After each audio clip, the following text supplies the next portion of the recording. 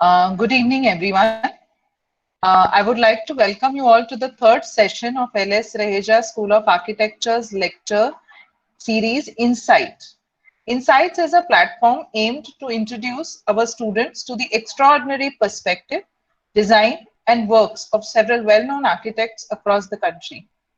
Today, in continuation with this series, it gives me great pleasure to extend a very warm welcome to architect Guru Prasad Rane and architect Mansi Puliyapatta. Architect Guru Prasad Rane and architect Manasi Puliyapatta are both co-founders and owners of Bhumija Creations in Palakkad district, Kerala. Today's session is extra special as architect Guru Prasad Rane is alumni of our very own institute, LS Raheja School of Architecture. Born and brought up in Mumbai, he completed his graduation from LSR in 2002. He then moved to Kerala in 2003 to work with renowned architect G. Shankar in Trivandrum. It is here at his practice that he met architect Mansi Puliyapatta and she completed her graduation from MES Kuttipuram. While working with architect G. Shankar, they explored alternate and sustainable building practices. Guru Prasad sir has worked after that on tsunami rehabilitation projects with extensive experience of working with mud and bamboo. He is also the secretary of Architecture Science Frontiers International, a registered not-for-profit organization of built environment professionals committed towards equitable, social and sustainable development. Driven by this passion, they started their design consultancy, Bhumija Creations, in 2011. They strive to create nature-inclusive, people-friendly and context-sensible architecture. They believe that beautifully designed spaces can bring life to the routine and mundane spaces. For them, the meaning of architecture has been to find beauty, create it, and celebrate it. The design firm also recently won the Mathrubhumi Mastercraft Award for the best eco-friendly home design in 2019. Welcome, sir. Welcome, ma'am. In today's session, we shall be looking at a couple of their projects and then the platform shall be opened up for a question answer session. I encourage all students to be proactive and actively participate in this discussion. We were slightly skeptical owing to rains and weather at both ends, and hence Guru Prasad sir has taken special efforts with Mansi ma'am to create videos for each project to be showcased today. We shall be presenting those to you, after which we can have questions taken related to that video. I request you all to type in your questions in the chat box given alongside and maintain your audio on mute throughout the session. There are a few students joining us on the YouTube platform as well. They are requested to put in their questions in the comments section as well. We will surely include those questions in this platform for discussion. So without further ado, I request our guests today, Architect Guru Prasad Rane and Architect Mansi Puliyapatta, to kindly address our students and begin with this wonderful event. Sir, over to you, please. Thank you, Meghna, for the nice introduction. Thank you for inviting us in this platform so that we can meet you. Thank you, ma'am. Welcome. Welcome.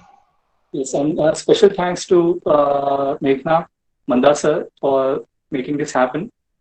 It's an immense pleasure for especially me because I happen to be the alumni of LS Raheja School of Architecture. And talking about my past, like I was in the batch 97 to 2002. It was a different campus altogether, a small building in Bandra West. Now you all are shifted to Bandra East in a bigger campus.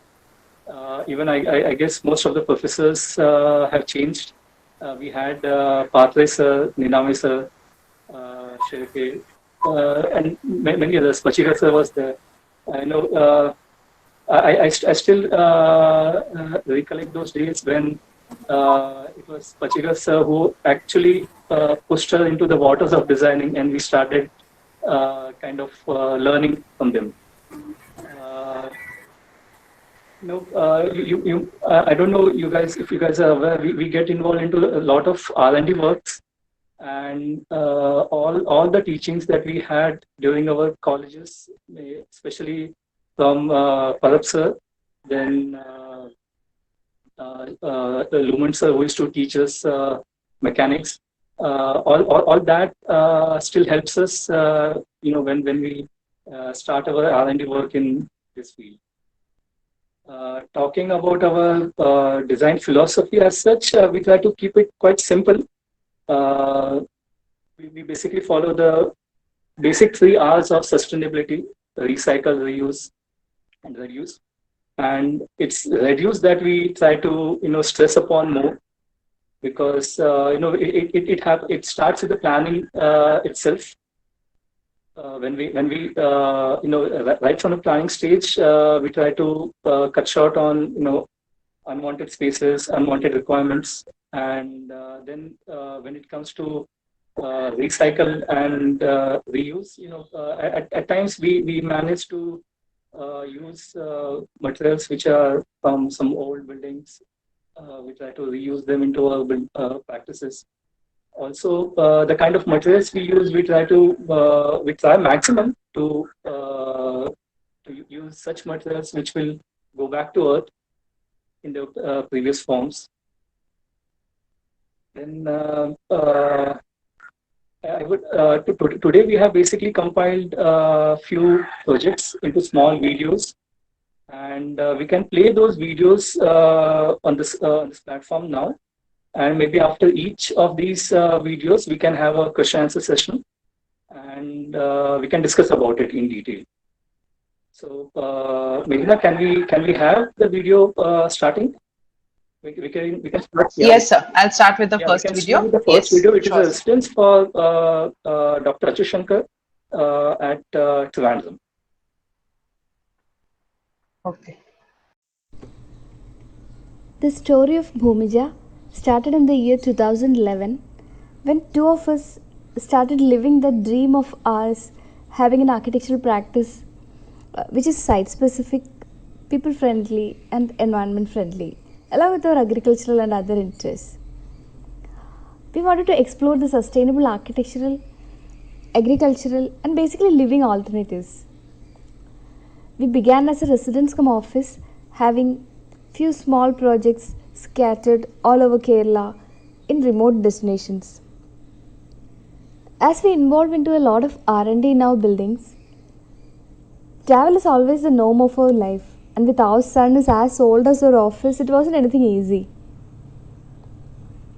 In 2019, anyway, we put an end to our nomadic life, and we now have our own office and a small farm with our organic agricultural ventures situated in a small village near the town of Patambi in Palakkad district.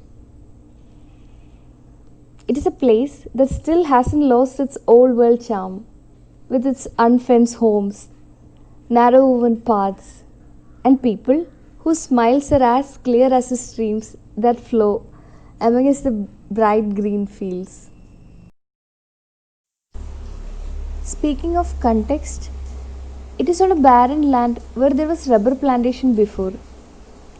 The extent is about 1 acre, and there is a natural slope in the site. Building is placed slightly inside towards the middle of it. There are 2 residences adjacent to the site, and rest of it is vacant land. Natural slope is utilized to form the access steps, which also acts as an open air theatre, and the open sit out will then serve as a stage whenever such gathering happens. Bhumija means that which is born of the earth.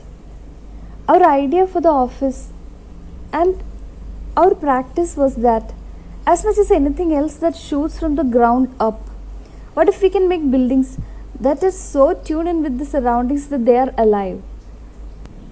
Selection of eco-friendly practices and the idea of buildings that grow only as per our needs, and utilization of locally available sources such as mud, bamboo, etc., whose potential is not yet properly explored, all come under this.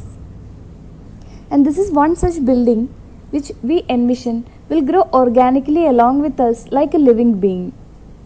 What is built is just what is necessary for the current functional requirements. The sit-out is a floating deck on a water body which is part of a water treatment system connected with the internal pond. It opens to a hall where the initial discussions happen. The workspaces of the founders are planned in the same room. Washroom is next, and the corridor relates to the workstations of the team adjacent to the slit courtyard with the second water body. The level difference of the land will reflect here as two steps level up. The small kitchenette is at the other end of the corridor, which opens to the side yard.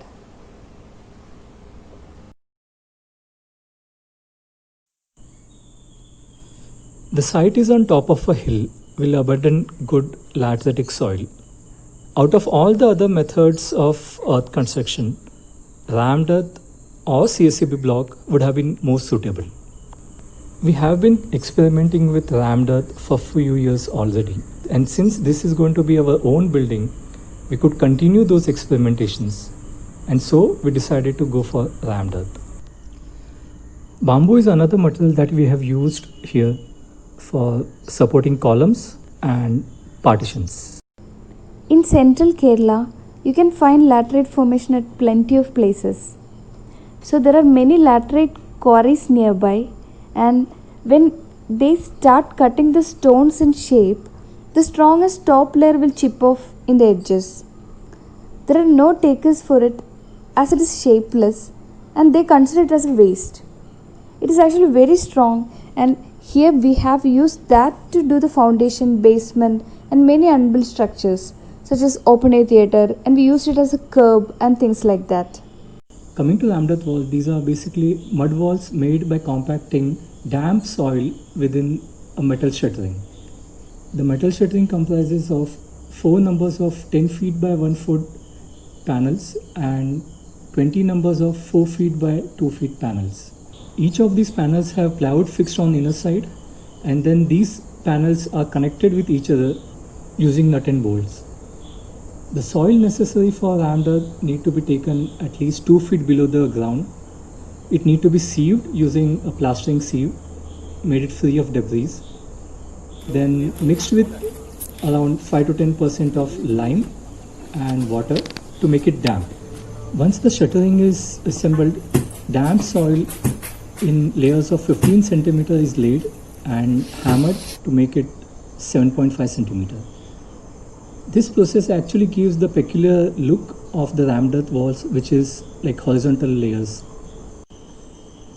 Rammed earth is not a technique which we opt after the planning. Instead, the building need to be planned for the rammed earth. Like the services, the window door openings, the sizes, the room sizes, all need to be planned according to the rammed earth shuttering that we have. Kerala has always been spared when it comes to natural calamities. Rain has never evoked fear in our minds before 2017 floods. Roofing before monsoon was our plan, but little did we know about the plans of nature. That year, summer rains held on till monsoon, and our mud walls were left open in rain for about 6 months. Our office construction has thus been marked by the rains, and it is exactly why we have used rain also in the theme when it came to designing the interior. When it comes to nature, we often think of it as nature and us, as if nature is something other than us. It is only when we think of nature as man's inorganic body, as Marx rightly said, things are going to change. We, as architects, have a major responsibility in this, as the construction sector ranks first in damaging the environment. In creating these rain patterns, here we have tried to use a variation of a parametric design. Certain parameters were fixed, whereas certain parameters were left to be random. For panels, we used recycled GI sheets, which were earlier used for mixing soil with lime, cement, etc. On this 55 centimeter wide panel, vertical lines at center to center 5 centimeters were marked, and a horizontal line at 45 centimeters from bottom was marked. Workers were supposed to drill holes on each of these lines. To randomize these initial holes, we had asked workers to just check the time, and the seconds in the time corresponds to the distance from the horizontal line. The rest of the holes were drilled either at 4 centimeters or 5 centimeters gap. For randomizing this, we had asked them to take a coin and do a toss. If it's a head, then go for 4 centimeters. If it is tail, go for 5 centimeters. This way we managed to achieve random rain patterns for different jali works.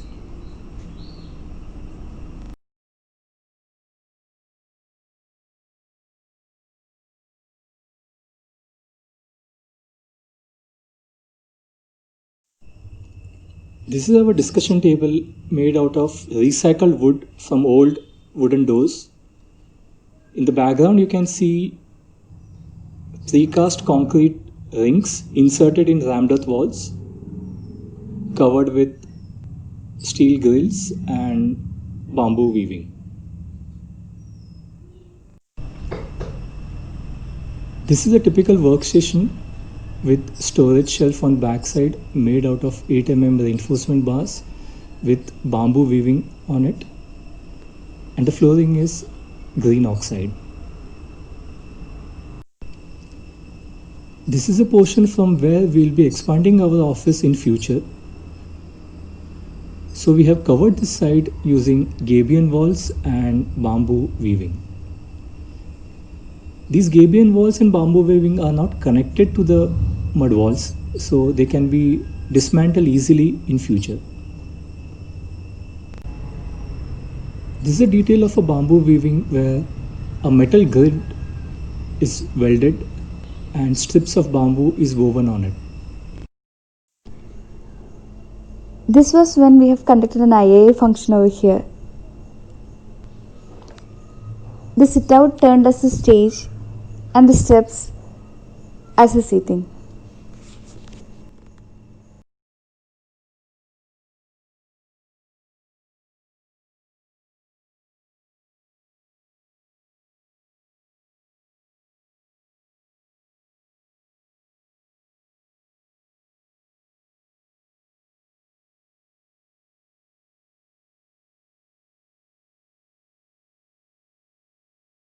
And this is when it rains in the internal courtyard.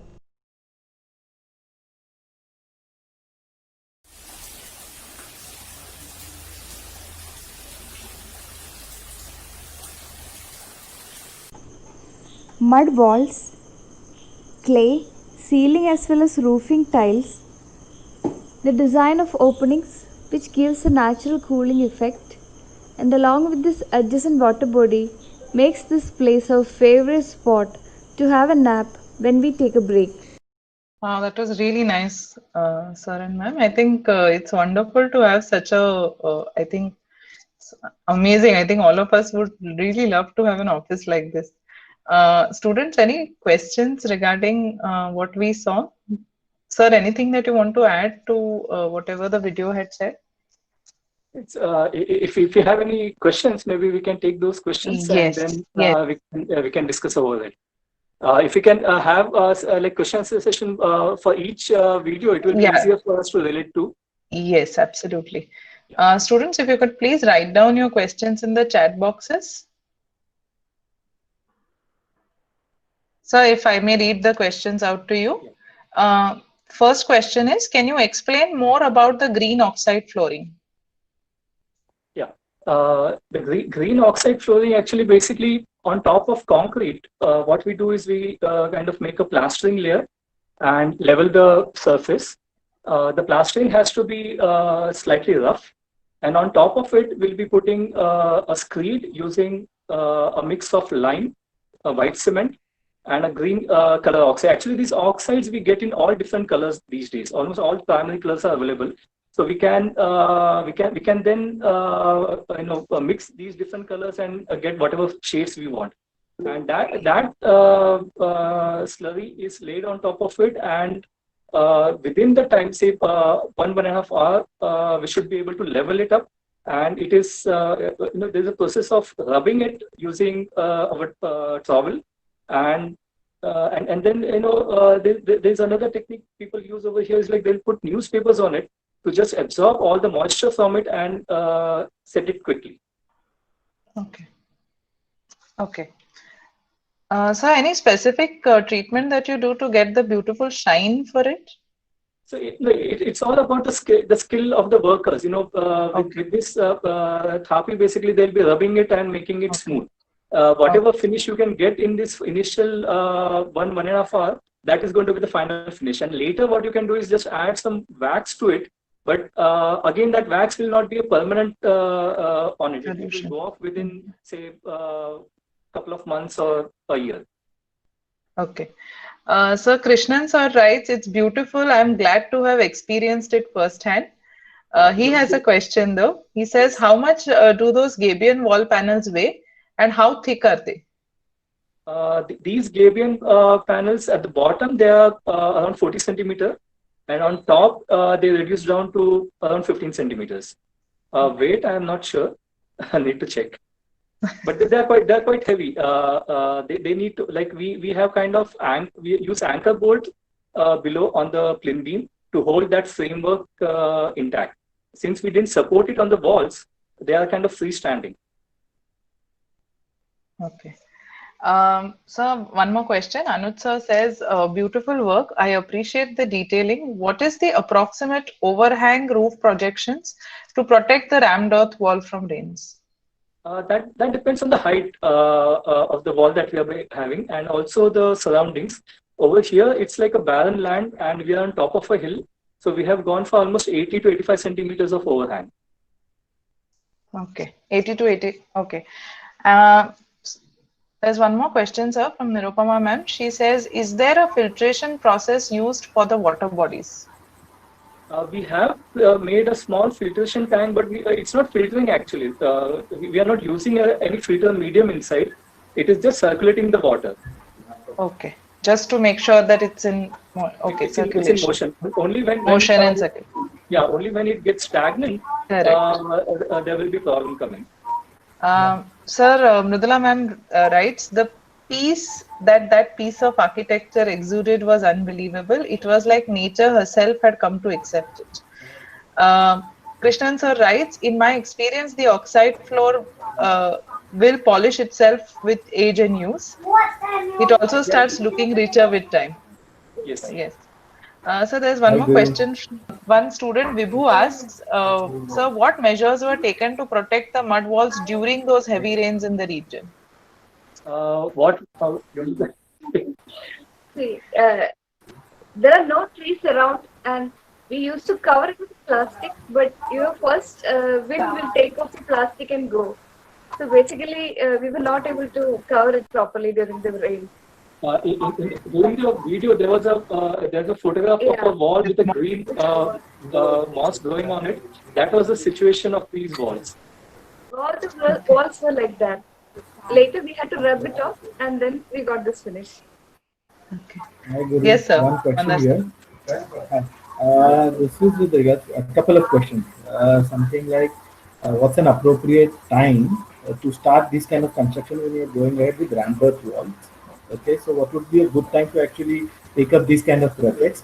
And secondly, what are the precautions that you actually take for the subsoil water that kinds of seeps in because of capillary action? So any kind of damp proofing which has been done at the plinth level. If you can explain, because there are quite a few projects to do that here. Usually what we do is like we start construction in such a way that the plinth will be complete by end of monsoon. So that immediately after the monsoon, we can start the rammed earth walls, and we should be able to complete them before we can put the roof before the next monsoon sets in. But in our case, what happened, this was a year when the floods came in. So it was somewhere around April or March and April, the rain started, and it didn't stop. It continued till August. And it was the year which it was flooded, and we were constructing this particular building. So it was in deep trouble. At times, for a couple of projects, we did kind of a pandal on top of the site. Those were small buildings, so we covered the whole site from one end to the other with plastic, and we did the work below that throughout the season. Then second question regarding the seepage from the ground, what we usually do below the plinth beam, we keep a plastic sheet. That is the best solution we could find. Sir, Dushyant Ashar sir, he also teaches with, used to teach with us. Now he is with C, College of Architecture. I'll just read out his opinion. He says, great work, Guru. It's been long since LSR. Good to see such beautiful practice that you have nurtured during all these years. Yeah, so one more question from Nishant. He says, the office is ground floor structure. If you had a multi-story structure, would you choose the same materials? You want to see? Yes, sir. You will see a project G+1 now. So far, we have done only G+1 and 1. Yeah. Okay. Okay. All right, sir. I think should we move on next if there are no other questions, students? Let me just check if I have missed out a couple of questions. Yeah, there is one by Renuka. It says, can you please tell us, sir, that there is an internal courtyard you have in monsoon, and is it converted to the pond? Is that what gets converted to the pond in the monsoons is the question. Yes, yes. Okay. And we have one, yeah, I think you addressed that. They said, can we build G+1 structures with unstabilized rammed earth in such climatic conditions? We don't use we stabilize the soil, we add lime to it. Okay. It is around 5 to 10% depending on the soil condition. Yeah. One more question was the digging for rammed earth walls done with the building line, or did you have to source the earth from other parts of your site too? Not really. You can see royalty, right? Only that the mud from this area has been taken. Okay. Is there any specific strength or any testing that you need to do for the soil before using it for rammed earth application? Basically, Or testing? We check the soil composition. For rammed earth, we need sandy soil. There are other methods of mud construction where we can use clay soil. But then for rammed earth, we need more sandy soil. In case if your soil is not good enough, then you need to add some sand to it, or you add some other. It's a process of stabilization. You have to adjust the composition in that case. Yeah. Okay. And so one more question. Is there any specific finish with respect to texture, especially with mud construction, that you plan for from the beginning, or you allow the material to do its bit on its own? Rammed have this characteristic of layers. Yes. But the core building will have a smooth mud plastered finish. It depends upon the method we choose. Okay. This texture And characteristic. And we allow the the method to govern the texture. We don't try to apply something else on it. So the walls that you see, the mud walls, those are the form finished walls. We just cleaned it up later on after the monsoon. okay. And so just one last question, I think. Just Dushyant sir wants to add, the boundaries between nature and building material almost blurs in your work, which is interesting. As you said, the material controls the way you build. Can you elaborate on its spatial conditions? Sorry, repeat it again. Yeah. I'll repeat. As you said, the material controls the way you build. Can you elaborate on this in terms of its spatial conditions? Yeah, like for example, I mentioned when we are designing a building, see, we have to decide what kind of mud construction we are going for. Like if it's a rammed earth, then you have to design the building according to the rammed earth shuttering that we are having. If you are going for, say, a cob building, unfortunately, we have not included in this presentation. A cob building, you can go for all free-flowing forms and shapes, because it will give more rigidity to those walls if you are making it curved. If it is, say, CSCB block, in CSCB block, we can experiment a lot with arches and domes. So Right. that's where the design changes over there. So all depends on normally what we do. We first check the soil condition and the situation of the site, and then decide which method will be suitable for it, and accordingly design the building. Okay. All right, sir. Thank you. Arun sir, if we can play the next video, if Yeah, the there second are, one you can go. yeah, the second video, please. Yeah. This is a cafe we did at Trivandrum in 2012 for a couple who were already running a high-end boutique in a locality called Shastamangalam. The boutique was functioning in an old heritage building on a rental basis, which they had renovated and invested considerably in it.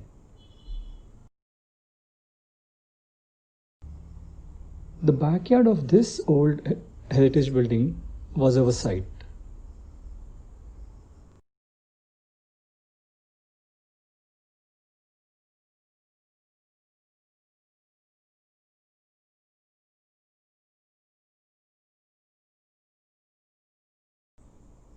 It had a nicely grown tree at one side,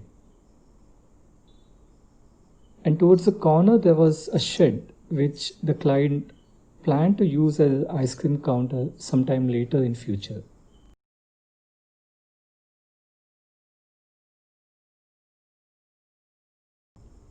Since the cafe was going to be operated on a rental property, it might need to be relocated anytime in future.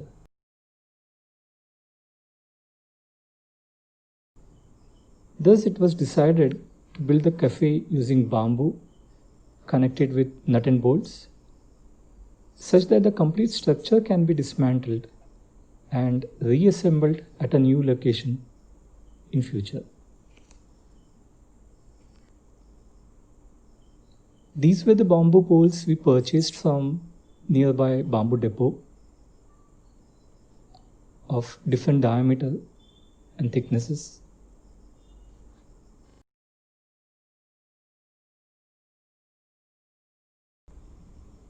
This is a plan for the cafe that we had proposed. The portion in yellow is a covered part with bamboo truss work and roofing. The pond adjacent was introduced mainly because we needed a treatment tank to treat this bamboo. The treatment tank was later converted into this pond. This is the schematic cross-section of the cafe with bamboo truss work and bamboo shingle roof on top, then the pond and the open seating. The existing tree was retained.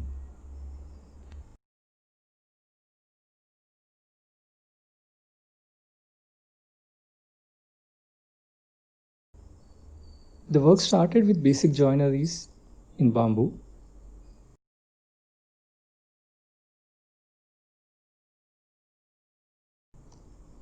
Six trusses were assembled at site using nut and bolts, such that they can be dismantled later.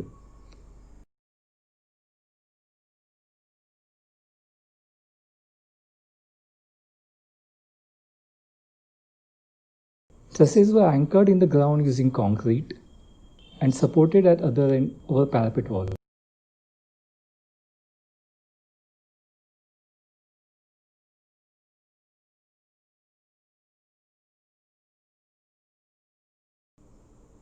Bigger diameter hollow bamboo were split into two.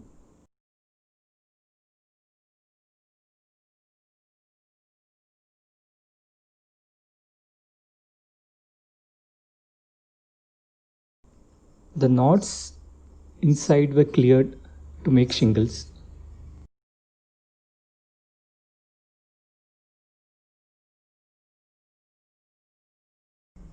These shingles were tied on top of the truss work using coir rope, again such that they can be dismantled.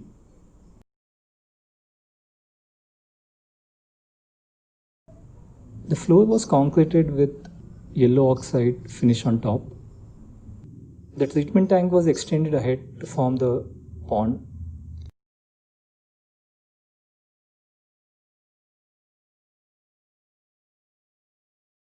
And these are the pictures after the work was complete. There were few built-in lights given within the trusses.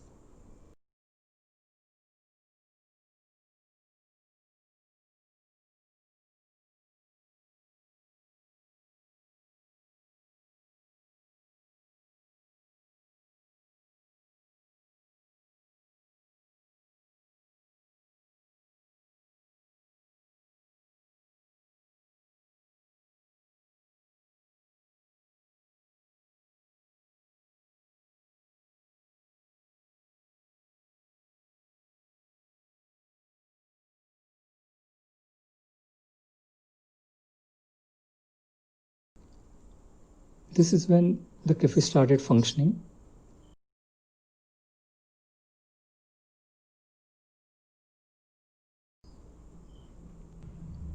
And after a few years of functioning at the same location, the cafe had to be relocated. So this is a picture after relocating at another site, few kilometers away.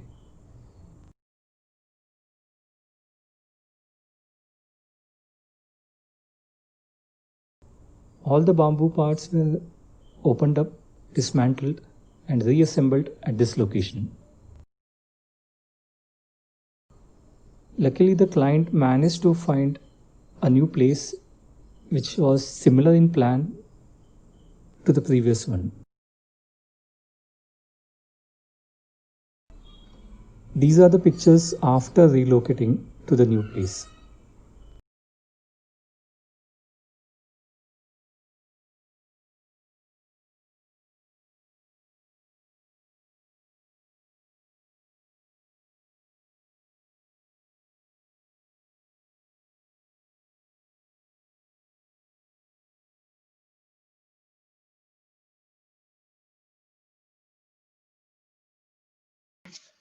So, A Meghna, project.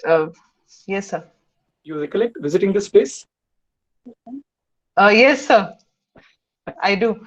And I remember the trusses also, the way we had tried to kind of do it in the workshop. I remember that bit. This profile of truss, I think our students had tried.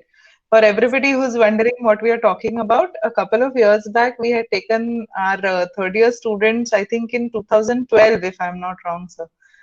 Yeah. To go Yes, to- yes. And we had done a workshop with Guru sir, and we had done rammed earth construction at that time and bamboo structures. So I think that truss, the students had tried making the truss at that time, and we had in fact erected one truss like that. It was a wonderful experience. Sir, if you could please elaborate a little bit on this project. Again, I would suggest like if there are any questions, we can take the questions Yes, and maybe we yes. can give them few Yeah, that minutes will be, to yeah, write maybe the. that will work. Yes, if Yeah. students can. Any questions so far? So we are just also, Arun sir is copy pasting questions from YouTube. So just give us a minute. Guru, this trust columns that you made actually. Yeah. Hi. So, I mean, initially in the first one, you actually anchored them into the concrete here.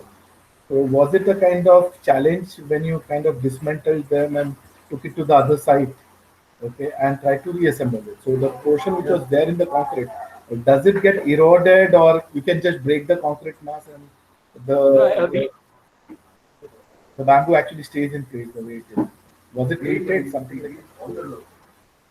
no, we what actually we did is like above the concrete, we cut the bamboo and took it. We just left the lower part as it is, and we added a separate piece below to anchor it for the second time.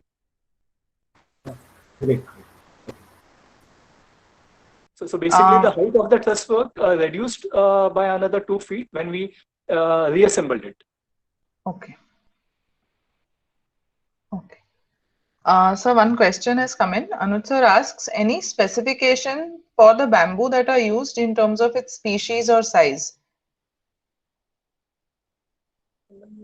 The species usually available here are Bambusa bamboo and Dendrocalamus strictus. But then normally when we go to this market to purchase, we really cannot segregate the species. It's all mixed up.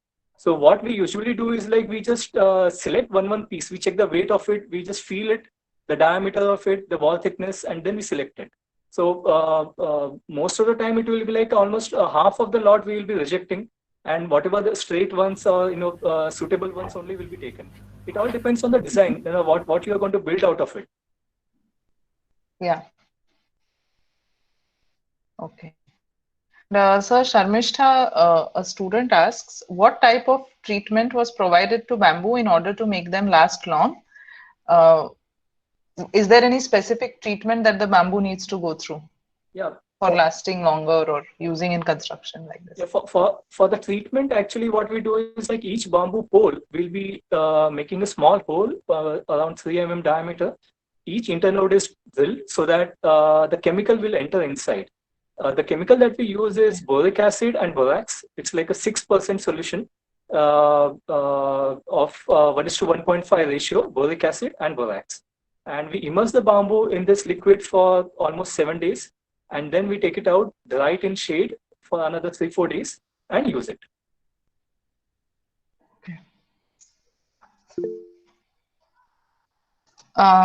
So one more question.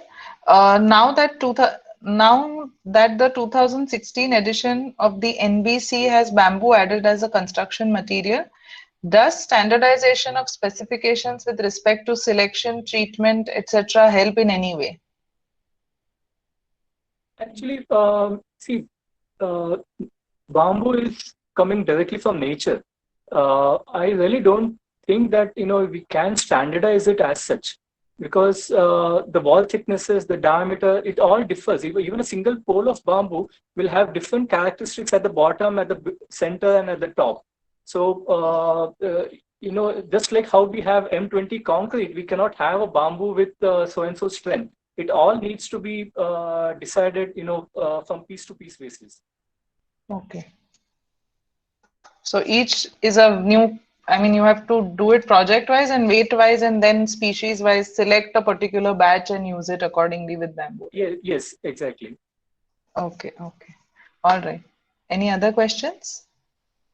Okay, nothing yet. Arun sir, if we can move on to the third session, third video, please.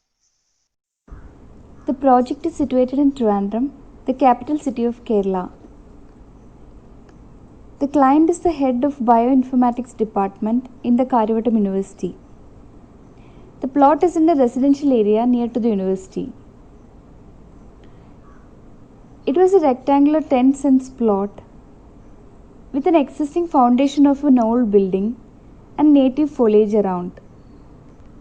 We have used the existing foundation and developed the plan utilizing whatever we could from the remains. Talking about the client and the project. To work for someone who keeps the song of the ages in his heart while welcoming the new age with both hands has been a rewarding experience. The place where you live is much affected by you, much as you are by it. Which is exactly why we designed a cozy mud house with its roots in the earth for this man whose memories are filled with the aromas and colors of a bygone age. It is a simple concept, like every other truth in the world. Why choose anything else to shelter you for your life but the very thing which molds you from nothing and shelters you for eternity? Rammed earth was the method we chose to construct this mud house. A method which dates back to Neolithic ages, but long forgotten among the modern techniques. Recent demand for sustainable construction have led to renewed interest in this technique, which is more labor intensive and contains less embodied energy. This project was our small contribution in reviving this ancient technique.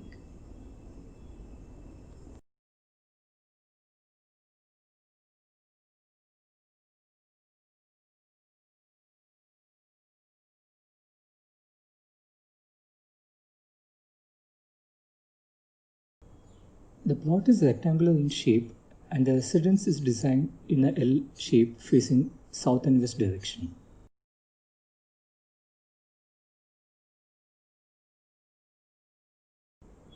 A veranda is provided on both the sides, which act as a buffer space between the exterior and the interior to screen the sunlight during daytime.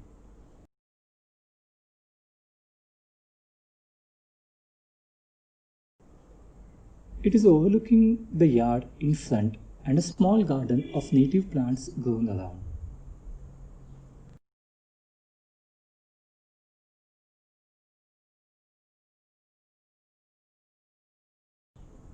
Veranda have informal built-in seating, and with few movable chairs, it turns into a common gathering space.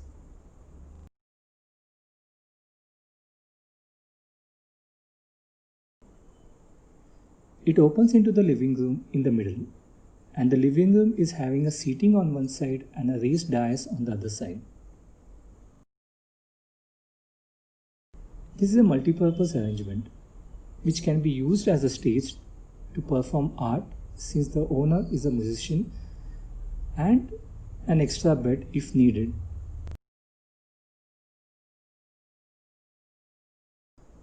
The dining and kitchen is separated by a small built-in seating to sit and have food once in a while, which is a nostalgic recap for the clients of their childhood.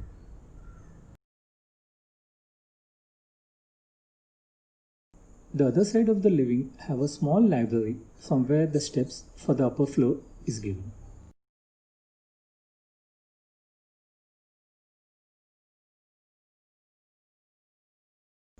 The stairway have one side opening on the north direction, where it's designed reminiscing the colored glass windows of the past.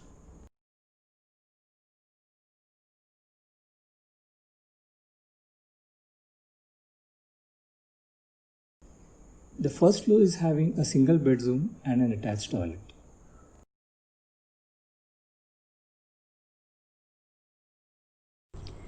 A house that lives, that it returns to Mother Earth after its life, that it becomes life again, like any other organism that breathes us, was what we dreamed while conceptualizing this mud house. This project has won us the Madhrubhumi Mastercraft Award for Best Eco-Friendly Home in the year 2019. Beautiful. Very inspiring.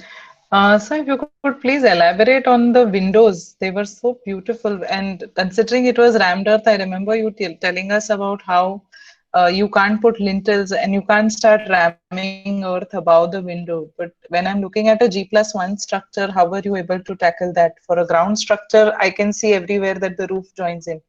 But for any wall that is going higher, how do we look at that?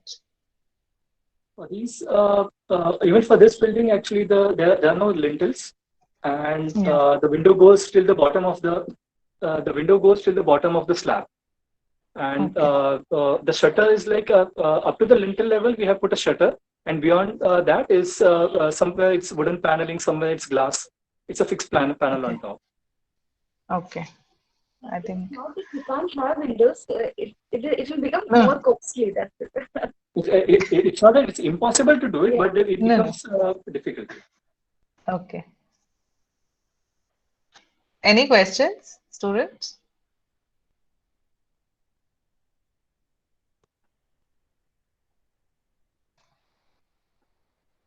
One question has come in, sir. I like the fact that the existing foundation was, Neeta ma'am says that I like the fact that existing foundation was used and no further disturbance was created for any new construction. Yes, we have added on the existing foundation.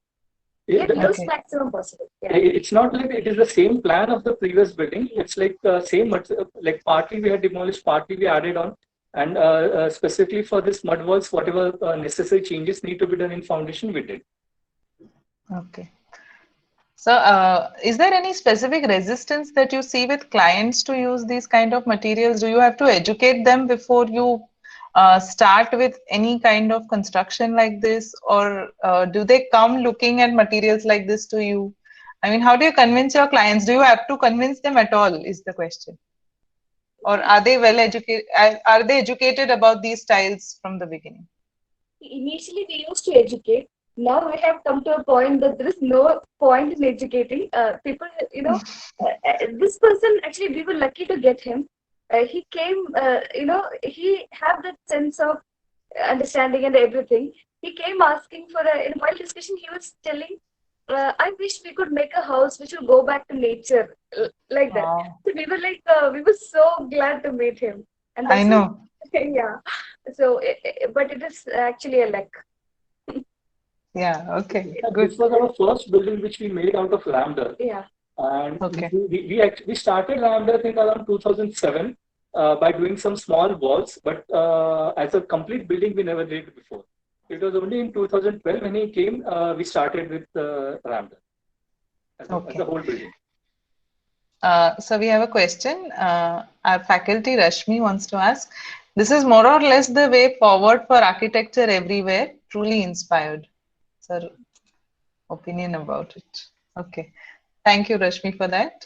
Anybody else who wants to add in anything right now? Any students? Any questions? Okay. I think it's a lot for them also to 3 varied projects. Arun sir, if we can look at the 4th video now. This is a project we did in just 4 cents of land. An old mother and her son was the clients, and it is situated in Thrissur district. The locality was military barracks in the pre-independence era, which is later converted into a very busy market, and now when the market is shifted to a new location, it is used for residential purpose. So the existing buildings here share just 2 feet in between, which is just enough for the drain to connect to the front lane. However, the new buildings here have to follow the mandatory open spaces from all boundaries. As the buildings were very close on all sides, getting proper light and ventilation was of primary concern. 3 bedrooms and living dining kitchen was a requirement. A space for family get together was something they always dreamed of. Because the church is very near and the procession will pass in front of their property during that time. All their relatives try to be in their place to attend this. So this was the plot with road on the west side. It is surrounded by buildings on all 3 sides. This was the footprint we needed to accommodate the requirements. The side open spaces are very less as the existing buildings are very close to the boundary in all the 3 sides. Since the plot is facing west, there is extreme solar radiation on the front facade. So, we have decided to design the home as an inward looking home with a slit in between towards the length of the building. A slit which will bring light and life to the interior. The slit is treated with covered pergola, balcony, door openings and window openings. Staircase and the well will come under the slit. There are 2 entries to the plot, one for vehicular access and a small wicket gate for walking in through the landscape.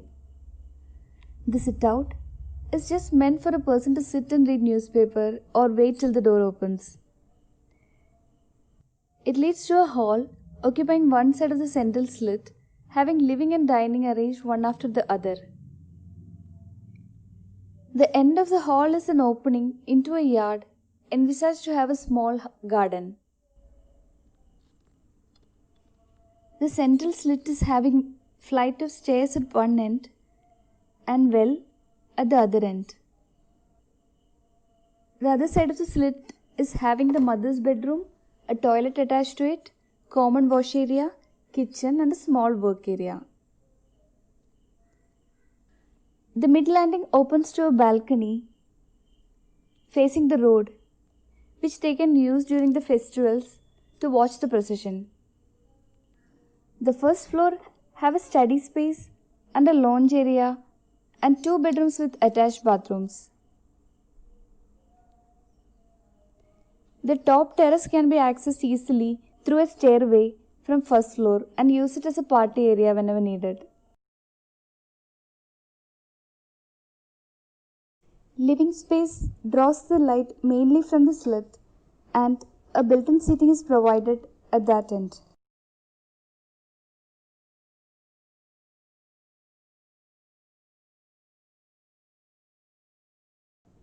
All the interior elements are designed to overcome the space constraints.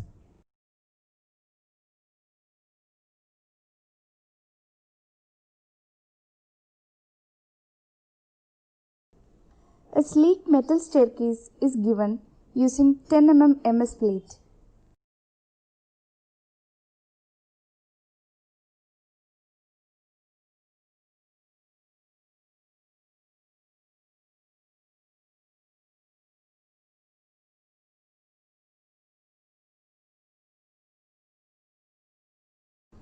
All the openings are designed to give enough ventilation while ensuring privacy.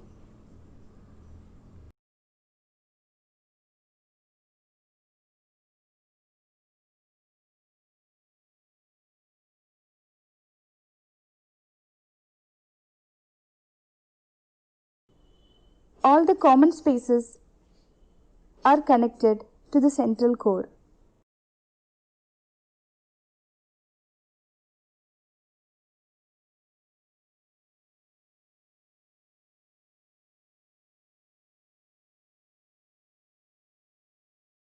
Lounge and the master bedroom is connected with a deck, and this is the view of the central slit from that deck.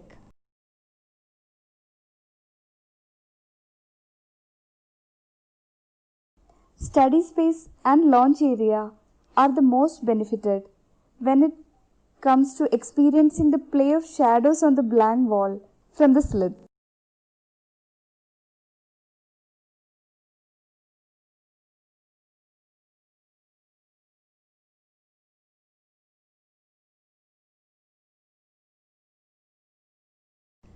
In the toilets, we have used skylights for light and ventilation as the adjacent buildings had windows opening to that side.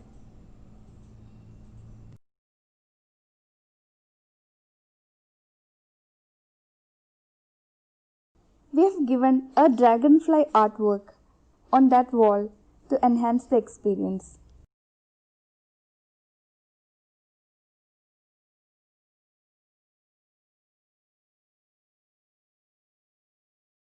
Um, Sorry, I had missed out a question in the previous video. I'll just repeat that question also, sir. Anuj sir writes, many congratulations for this beautiful approach to the design and construction. What's the life of these construction, rammed earth as well as bamboo structures? And also the comparative cost of construction with these materials versus the now considered conventional RCC framed structures?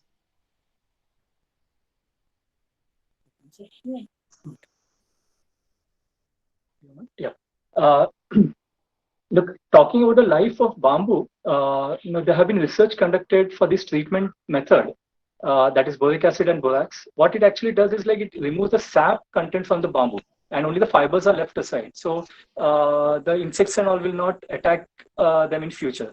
Now, with this kind of a treatment, it is said to be around 60 years, provided you can cover or protect your bamboo from sun and rain.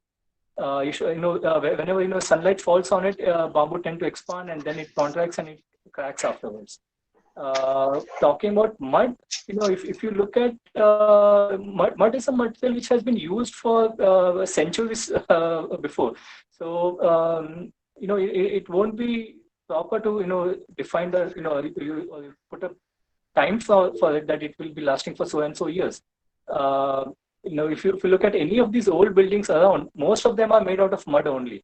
So I would not put any figure on it that it will be lasting for so many years or something like that. With regards to the cost of construction compared to RCC framework, I really don't know. But compared to a load-bearing building, it will come out to around 10% economical maximum. It all depends on the soil condition and the material which is available on site. Whether you need to add more, admixtures to, stabilizers to it, and so on. So generally, we tend to tell the clients that you're building, if you're going for these methods, it might be costing you almost the same. Okay. And if you try to manage this 5 to 10%, take it as a bonus. Okay. Sir Ashmi writes, the context or site providing the material or building technique and thereby scripting the entire design is why each of your projects are both contemporary as well as culturally relevant. She's I think joined us on YouTube, and this was just her observation. Um, Moving on, I'll put in Mridula ma'am's question. Just adding into the previous question, if you could elaborate on the difference in timeline as well as the cost difference between alternative materials you use and the materials that are conventionally used today, do these factors affect the decisions taken by clients? Definitely. If it is mud, first of all, it depends upon what's available at site, and it depends upon the method we choose. So we cannot really say that this will cost this much. It all differs from site to site. We generally don't promote it saying it is cost effective or something or anything like that. But anyway, we can save the cost by 10 to 15% and all. Then what is the question? Yeah. What else? No, I think that was it, ma'am. Mridula just wanted to know the comparative of the two in terms of timeline as well as construction cost. And I think Timeline it takes. It depends on the season.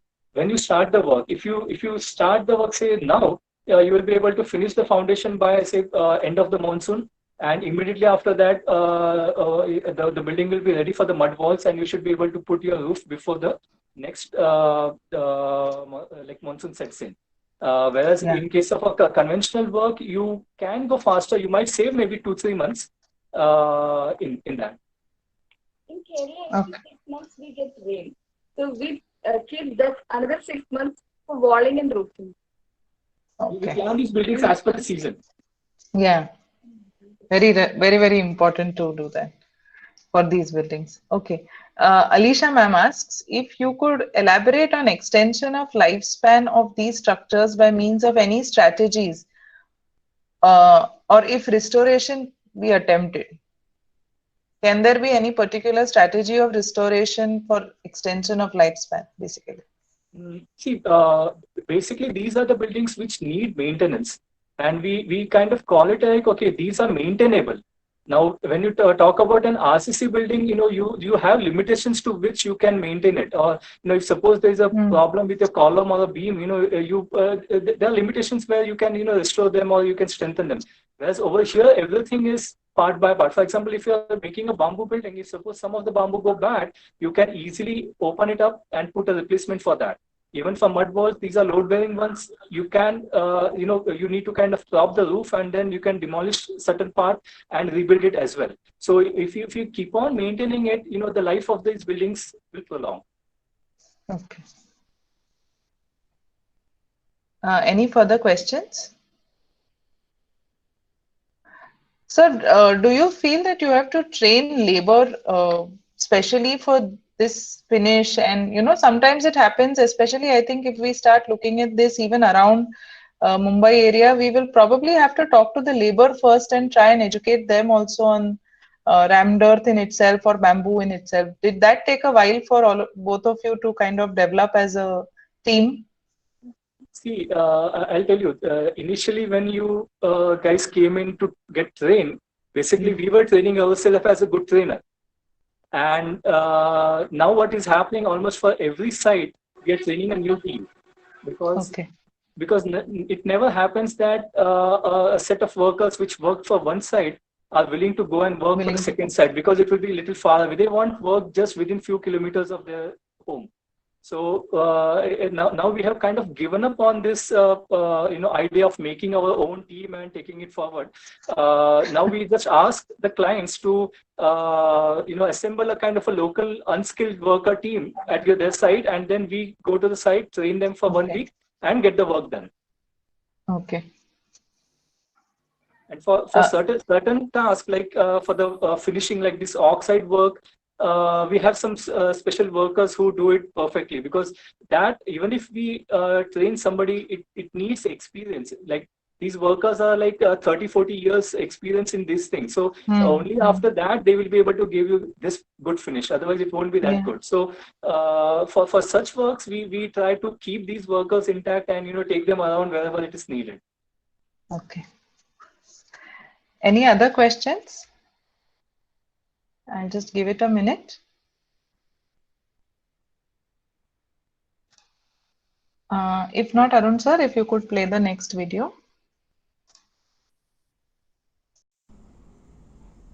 Finding a creative space for a restaurant that serves food as nature intended us to eat was a beautiful yet challenging task we were entrusted with. In naturopathy, it is believed that once you cook the food, the life in it will be lost. This restaurant is an offering from the founder of Patayam Naturopathy Center, where they decided to serve food raw in a variety of combinations. We believe that the purpose of the place defines its architecture. The core concept of the design was to extend the experience of raw food to the interiors as well. Just as the spirit of a living space chooses its structure, or as the land chooses the people it accommodates. For what other way is there than to keep it raw for the raw food they serve?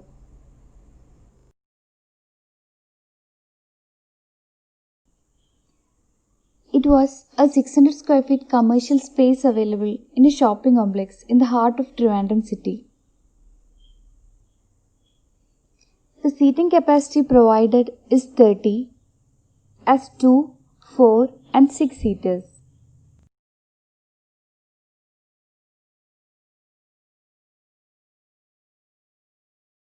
We have introduced a low height partition wall to bring a sense of privacy between the seatings.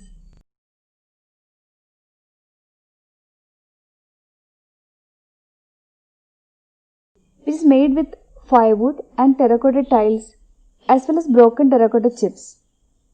It is fixed in a metal framework.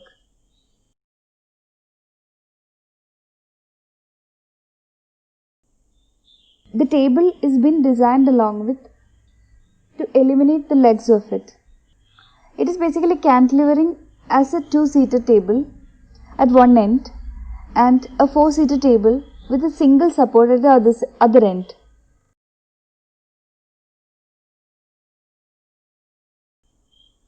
The tabletop is finished with bottle green cement oxide with broken terracotta chips infilling in the center.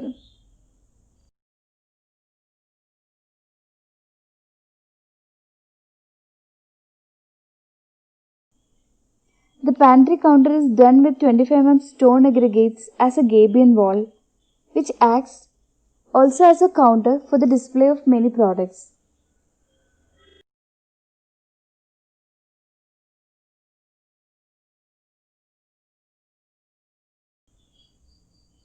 The kitchen space acts as a preparation space and people come and collect from the pantry counter themselves.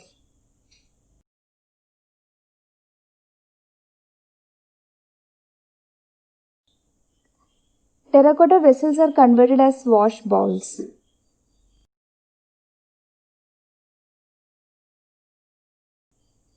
The partition between the seating and the wash area is done with sliced bamboo pieces arranged organically in a wooden framework.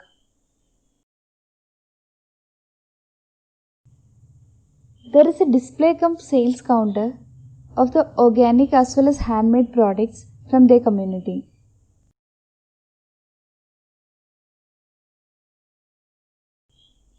The chair is being fabricated at site and rubber wood is used as seating.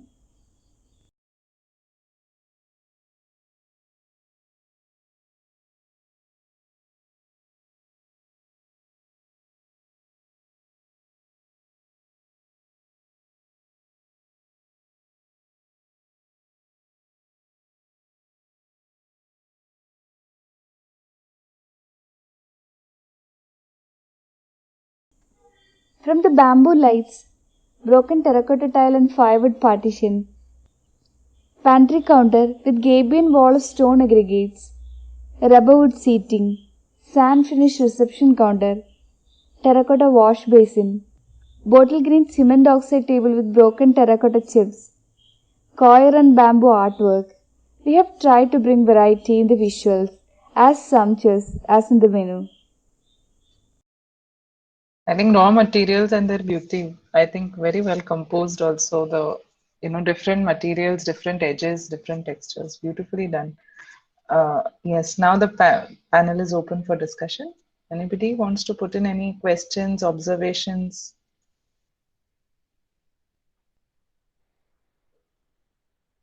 So in the meanwhile, I had a question. The tabletops that you did, which was so beautiful, was there very heavy self load on it, because of which did you have to rethink the way you supported the tabletops, because you were talking about green oxide tops? So were they very heavy compared to your regular wooden tables or any other finishes that you may have used in the past?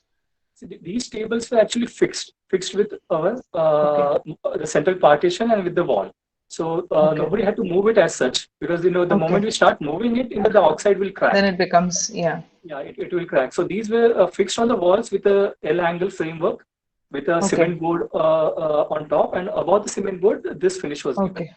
So above the cement boards. The bison panels were fixed. Bison panels. Okay.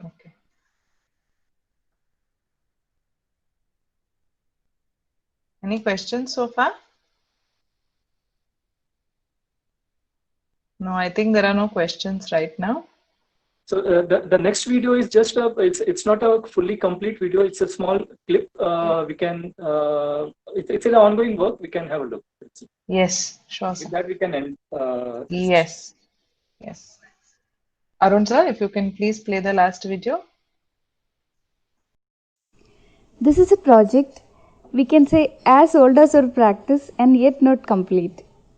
They're building with the very limited funds which is allocated to them yearly. The project have 3 buildings, one girls' home, a small church, and the existing old house where the current girls' home is functioning will be converted as a guest house later. The girls' home and church structure is complete and the interior finishing is going on. It is a work that made us just as happy and contented as its residents.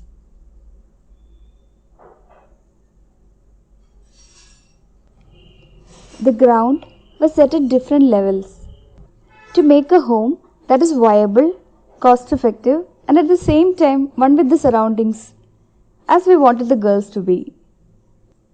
We decided to set the home at different levels too, making it an extension of the earth it stood on. Thus, the design for the girls' home crossed multiple contours and created a home that was whole and also budgeted. While the specific design made the construction affordable, it also created a feeling of being unbounded. For limitless be the joy. Realizing that we could do something with our art for those who are lesser privileged made all the difference to us. It was our first visit after the structure is complete, and the love, laughter, and life around was impossible to capture, but you can get a glimpse of it. So there is one question that has come up during the video, which says, could you elaborate on the contextual requirements of such practices? We generally get to see such practices more in the less urban context. So to what extent can these be applied in dense urban contexts? In fact, it all depends on these practices are very much site specific. Even we kind of promote, say, mud structure only if there's mud available on your site. Now, for example, the residence where you saw at Trishul, which was not a mud building because it was on a very densely populated town center of Kunnamkulam. So only if you have the resources for these materials, we suggest for it. It doesn't make any sense if you start transporting mud or other materials from different places.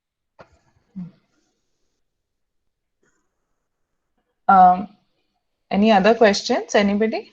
Mandar sir, if you wanted to say something. Do you want to ask something, Mandar sir? Yeah, let the questions and then I'll ask few things to you. Yeah. 1 minute. So, have you, Guru sir, if you could elaborate a little bit on the fact of the extension bit, like you had taken care of in your office, and even this project you mentioned that it got done in stages. So, specifically, do these materials impact the way the extensions can be carried out, or even in terms of an increment within a setup? Are there any challenges that these materials face in terms of expanding on a particular side or extending from what we had envisaged them to be earlier?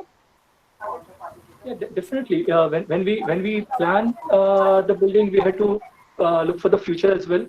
And like for example, our office building, we have planned in such a way that it can be expanded on the other side, and whichever spaces or whichever portion will get expanded, over there we have introduced gabion walls and bamboo screen, so that it can be easily dismantled and further new walls can be constructed and it can be taken ahead from there. Otherwise, for example, how we look at concrete, and things like that, I don't see any special need as such for this.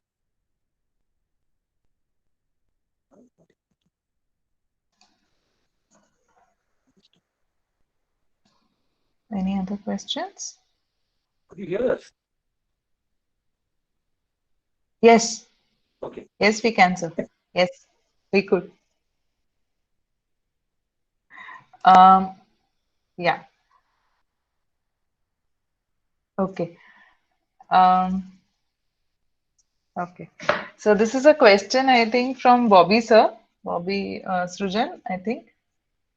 Yeah. Architect Mansi and Architect Guru Prasad, sometimes projects like this touch your heart. These are not projects for me at a personal level. They are hamlets in nature where the nature and they blend so seamlessly that even after ages you visit it, just brings a smile on your face like I'm seeing on yours while presenting. Brilliantly brilliant, and love the humbleness in which they are expressed and explained. The projects, in spite of the difficulties you must have faced during construction. This is from Architect Bobby Sujan. He's also joined us from YouTube. Thank you, Bobby, sir, for such wonderful insight. Mrudula is also asking, when you were experimenting with materials for the first time, what were the precautions, experiments you may have conducted at that time in terms of assuring structural stability, seasonal behavior of the structure that you had to take before using in a habitable building? To be frank, we need to take certain amount of risk in it. Like we always do some R&D, we do some trial works before, and then only we implement it on the client's projects. But then again, doing a small sample is a different task, and making a complete building is different. And we always kind of refine our works. Like the first building which we did had a lot of mistakes which we learned, and then we improvise on it on the further buildings and we go ahead. It's always a journey. You never know when you are perfect like that. But sir, it's a risk, right, sir, that you are willing to take, I think. And it's a risk that I think everybody at some point in time should. Yeah. If you're trying something new, you have to take the risk. Thank you so much.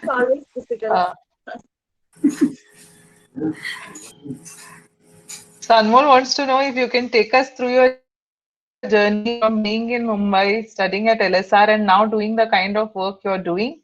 The inspirations, the challenges, what drives you?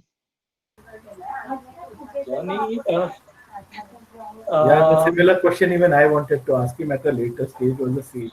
Yeah, because I know Guru since childhood.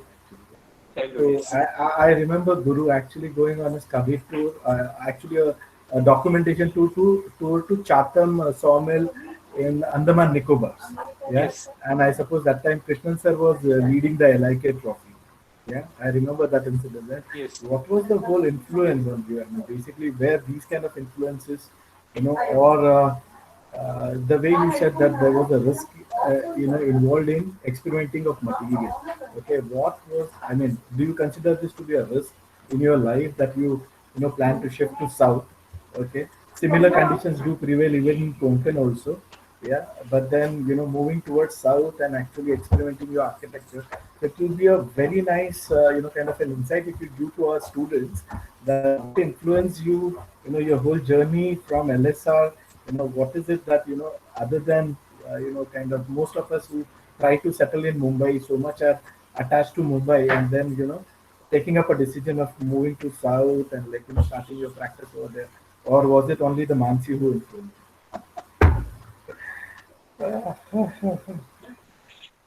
Uh, let me tell you, it was Mandar sir who actually influenced me to get into architecture. It was when I was somewhere in studying in 8th or 10th standard when I used to see him, going to college and studying and making these models, which influenced me a lot. After joining architecture, I think it has been mainly certain professors which guided us quite well in those days. Um, then it was my kind of, the work I did for NASA actually helped me a lot. It was almost 3 Louis Kahn trophies which I worked from first year, second year, and then in fourth year. All these visits, which were like 35 days long visits to Andaman, then Himachal, and then Kerala. All these visits kind of trained me at the beginning so that I will be able to survive outside Bombay also. And after moving out, means during these visits, actually I started kind of looking things outside Bombay, and I realized that okay, the work which happens, a typical work which happens in Bombay with the apartments, I won't be happy with it. So towards my final year and immediately after passing out, I started looking for architects who do different kind of works in eco-friendly and sustainable architecture. Actually, Kerala was not my chosen destination. I applied to all different architects in India who do different kind of works, and it was only Shankar sir from Kerala who responded me at the beginning, and I happened to go over there. So it was not that I selected Kerala as a destination. I had applied to, I remember Dean D'Cruz and Chitra Vishwanath and several other architects doing good works. But he was the one to respond me immediately, and then I joined his firm. And once I was here in Kerala, again, okay, it was a bit challenging initially, but it was well supported by the office from Habitat, which allowed me to continue for a longer period. And then when we started our practice, all these experimentations that we do, I think everything that we learned in colleges, the basics of structural mechanics and building construction, it really helps. To be frank, I have certain notes from Lumen sir, but of course not made by me. It was from Janta Xerox, which I took. I will go back to these simple beam designs and column design, the bending moments and all, so that we work out these calculations just for making ourselves sure that it is not going to fail. whenever you take risk, we need to take certain calculated risk. It cannot be a blind risk. So those calculations, when we had to go back to our schools, our basics, and do these calculations, and that's how we go about. And once we progress a little bit on one side, we make sure that we improvise it on the second side and then the third side and so on. I guess that's how it is till now. Okay. Thank you, sir. Sir, Anuj, sir, right? Side of the question. Yes, sir. Mansi, if you can elaborate your journey, you never felt like requesting Guru to move to Mumbai city and probably look up to metro cities for practice. Not to Mumbai, oh no. I could never get into those local train, not even once. My pace is totally different. I was that girl in dreams from childhood, and architecture I found as the perfect platform because we can see it coming live, what we dream of. So I think Kerala is the place meant for me. Thank you. So Anuj sir wants to just add in something. He says, I appreciate your straightforward approach of being site specific. The bioregional approach is what we all need to strive and not boast on sourcing materials from all over the world. Yeah. Yeah, I think build locally more. Krishnan sir, thanks Mandar sir for rekindling some beautiful memories. Krishnan sir has just written in. Anuj sir says, our students learned a lot from workshops that you conducted for us. I think, sir, we've had some amazing time on those workshops. It's phenomenal. I think even the site where we conducted that workshop, and I remember it was just phenomenal. I think those 6 days, I don't think they've ever left us. The amazing time we've had. In fact, we have the office space we have developed. It is such that in front of the office we can conduct the new workshops now. Yeah, I think we should definitely visit now. Because the new office. Earlier sites were all our ongoing site at some clients' property we used to conduct. But now we have our own place where we can conduct maybe after the COVID season. Yes. I think the site where we had taken, sir, was I think Deepa ma'am's residence. I think I don't recollect her name exactly. She was a dancer. Yeah, Daksha Seth and Isha Shirwani. Daksha Seth, correct. Daksha Seth. I think her dance studio also, I think, was beautiful. It was just beautiful. Krishnan sir says, so proud to see Guru on this platform after starting off as a meek, introverted kid from his first year Andaman trip with us. I'm happy to have been a very small part of this journey. Yeah, I think, thank you, Krishnan sir. Anuj sir says, few of them went to IAAC and further experimented with Ramda through computational design. Mridula ma'am, can you elaborate on this bit a little? Guru sir, I think Tanuj Thomas had approached you for his thesis design. He was looking at doing something in Majuli, and he had come and spent a week with you in Kerala. This was way back in 2014. Yes, I remember. Yeah, and he had come back with those, little models that you had made him make in straw. But his understanding after that was so good, and the designs that he came up with were so. Even for us, it was such a wonderful learning experience, to understand what he has learned from you.